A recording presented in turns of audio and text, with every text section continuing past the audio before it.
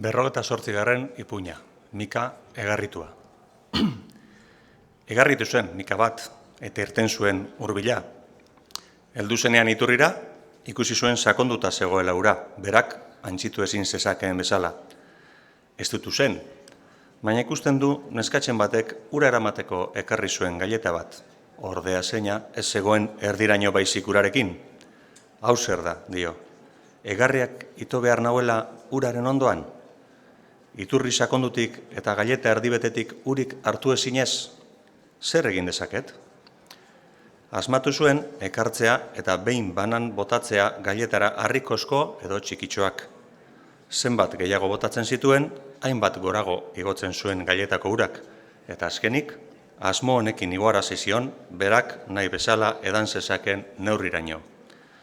Asko dezake eskuak, baina gehiago buruak. Garaituko duzu ezin egina, baldin bazara asko jakina.